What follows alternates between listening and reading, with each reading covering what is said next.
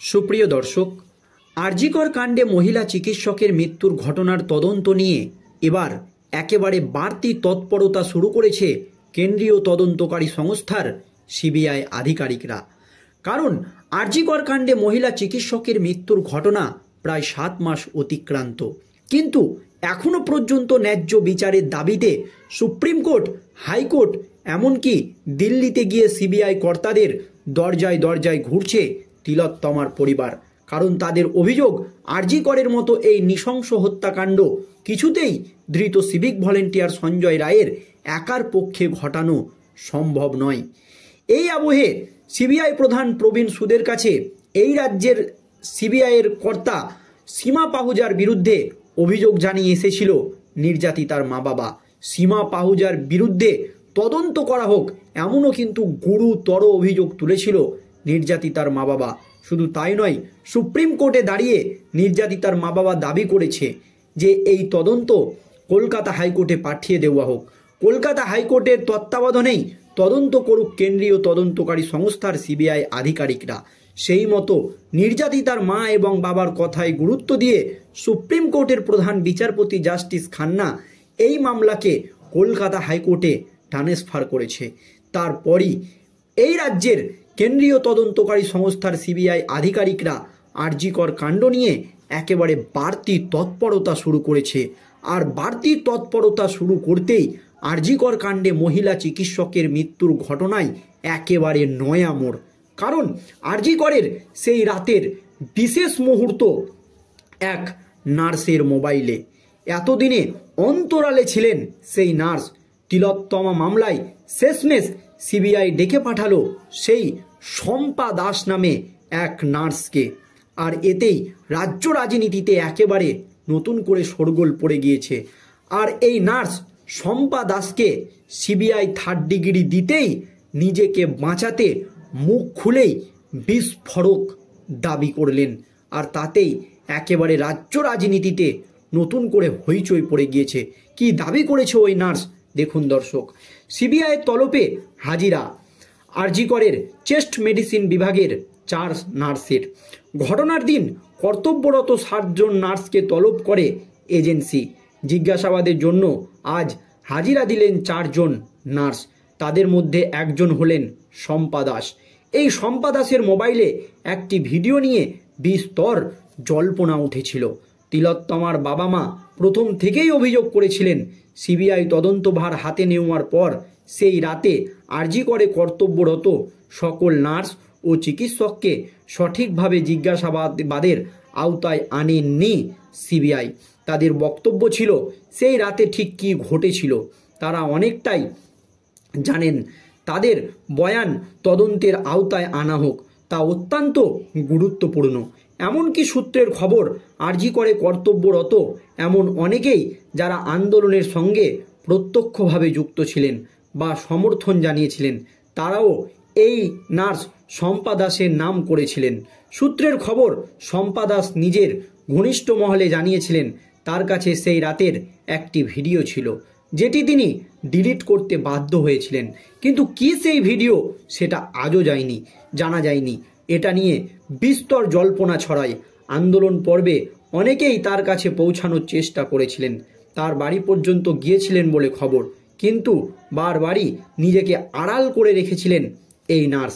এবার সিবিআইয়ের দপ্তরে হাজিরা দেওয়ার আগে TV9 বাংলার মুখোমুখি হয় সেই শম্পা।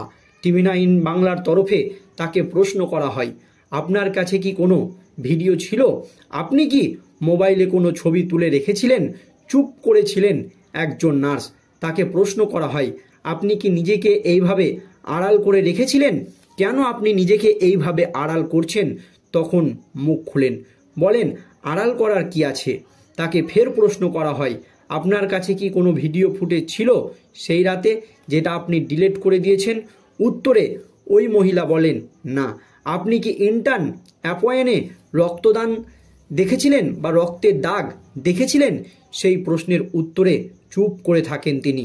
বলেন, আমার যা বলার ওখানে বলেছি, তদন্তের জন্য ওনারা আমাকে ডেকেছে, আমি অ্যাটেন্ড করেছি।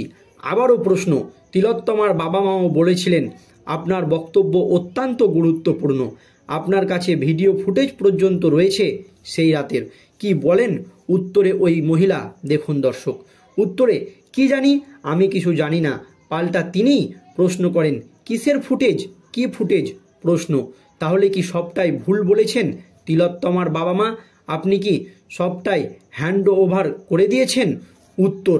উত্তরে শম্পা দাস বলেন, কোথা থেকে কি খোঁজ পান আপনারাই জানেন। সব প্রশ্ন হেলাই উড়িয়ে দেন শম্পা দাস। উল্লেখ্য, এই 4 জন নার্সই সেদিন হাসপাতালে কর্তব্যরত ছিলেন। 3 জন চেস্ট মেডিসিন বিভাগে কর্মরত ছিলেন। 1 জন সায়নী চক্রবর্তী অর্থোপেডিক বিভাগে কর্মরত ছিলেন। সেখানে সাজাপ্রাপ্ত সঞ্জয় রায়ের আত্মীয় চিকিৎসাধীন ছিলেন। কেন এই 4 জনের বয়ান অত্যন্ত গুরুত্বপূর্ণ বলে দাবি করছে তিলোত্তমার পরিবার? দেখুন, তিলোত্তমার বাবা মা প্রথম থেকেই অভিযোগ করেছিলেন তার মেয়ের সঙ্গে সেই রাতে যে সমস্ত চিকিৎসক নার্সরা কর্তব্যরত ছিলেন তাদের সকলকে জিজ্ঞাসাবাদের প্রক্রিয়া সঠিকভাবে হয়নি। তাদের বয়ানকে আইনের পরিধিতে আনা হয়নি। নির্দিষ্ট করে কয়েকজন নার্স চিকিৎসকদের নাম বলেছিলেন তিলোত্তমার বাবা মা। সিবিআইয়ের তদন্তে অসন্তোষ প্রকাশ করেছিলেন তারা। গত সোমবার সুপ্রিম কোর্টে গোটা বিষয়টি উল্লেখ করা হয়। এরপর সুপ্রিম কোর্ট হাইকোর্টকে মামলা শোনার নির্দেশ দেওয়ার পরই তৎপর হয় সিবিআই। বৃহস্পতিবারই এই 4 জন নার্সকে তলব করা হয়। সোমবার কলকাতা হাইকোর্টে শুনানি। তার আগেই এই জিজ্ঞাসাবাদ থেকে উঠে আসা তথ্য অত্যন্ত গুরুত্বপূর্ণ বলে মনে করছে কেন্দ্রীয় তদন্তকারী সংস্থার সিবিআই আধিকারিকরা, এমনকি নির্যাতিতার মা বাবা। কারণ সেই রাতের একটি গোপন ভিডিও নাকি সেই নার্স শম্পা দাসের কাছে ছিল এবং বাধ্য হয়ে তিনি সেই ভিডিওটি ডিলিট করেছে, এমনই কিন্তু খবর উঠে আসছে। আর তিলোত্তমার বাবা মা প্রথম থেকেই অভিযোগ করেছিলেন সিবিআই তদন্তভার হাতে নেওয়ার পর সেই রাতে আরজি করে কর্তব্যরত সকল নার্স ও চিকিৎসককে সঠিকভাবে জিজ্ঞাসাবাদের আওতায় আনেনি সিবিআই। তাদের বক্তব্য ছিল সেই রাতে ঠিক কী ঘটেছিল তার অনেকটাই জানেন এই নার্সরা। তাদের বয়ান তদন্তের আওতায় আনা হোক, তা অত্যন্ত গুরুত্বপূর্ণ। আর এমনকি সূত্রের খবর, আরজি করে কর্তব্যরত এমন অনেকেই যারা আন্দোলনের সঙ্গে প্রত্যক্ষভাবে যুক্ত ছিলেন বা সমর্থন জানিয়েছিলেন, তারাও কিন্তু এই রহস্যময়ী নার্স শম্পা দাসের নাম করেছিলেন। সূত্রের খবর, শম্পা দাস নিজের ঘনিষ্ঠ মহলে জানিয়েছিলেন তার কাছে সেই রাতের একটি ভিডিও ছিল যেটি তিনি ডিলিট করতে বাধ্য হয়েছেন। আর এই নিয়েই এখন কিন্তু রহস্য দানা বাঁধছে দর্শক। এই নিয়ে আপনাদের মতামত ভিডিওর কমেন্ট বক্সে জানাবেন। ধন্যবাদ।